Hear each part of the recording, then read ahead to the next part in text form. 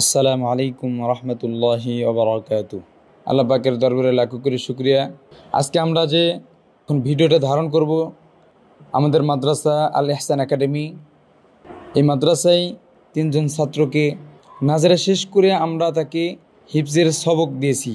এখন আমরা তাদের থেকে শুনবো এই হিফজ সবক যে তারা পেয়েছে তাদের মনের অনুভূতিটা কেমন।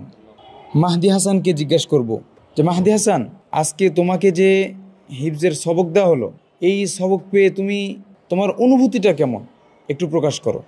আলহামদুলিল্লাহ, আমি প্রথম নাজেরা শেষ করে হিফজের প্রথম সবক পেয়ে আমি খুবই আনন্দিত। আলহামদুলিল্লাহ, নাজরা শেষ করে হিফজ দিলাম, তুমি নিলা হিফজ শেষ করবে ইনশাআল্লাহ। তারপরে তোমার আশা আকাঙ্ক্ষা কি যে তুমি এই কোরআন পড়ে তুমি কি হতে চাও?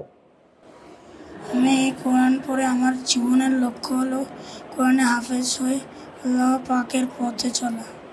আলহামদুলিল্লাহ, অনেক সুন্দর তার মনের আশা যে সে কোরআনের হাফেজ হবে। এই কোরআন যে শিখলো তদ অনুযায়ী আমল করবে, আল্লাহ পাককে রাজি খুশি করবে, এটাই তার মনের আশা। আমরা ওনার জন্য দোয়া করব, মাহদি হাসানের জন্য দোয়া করব। আল্লাহ পাক যেন মাহদি হাসানকে হক্কানি হাফেজ হিসেবে কবুল করেন এবং কোরআন অনুযায়ী তার জীবন যাপন করার তৌফিক দান করেন। সকলে বলি আমিন। এখন আমরা আরেকজন ছাত্র থেকে শুনবো যার নাম মোহাম্মদ জায়েদ জামান আলিফ। আমরা জায়েদ জামান আলিফের থেকে শুনবো যে আজকে সে নতুন হিফজের সবক পেয়ে তার মনের অনুভূতিটা কেমন।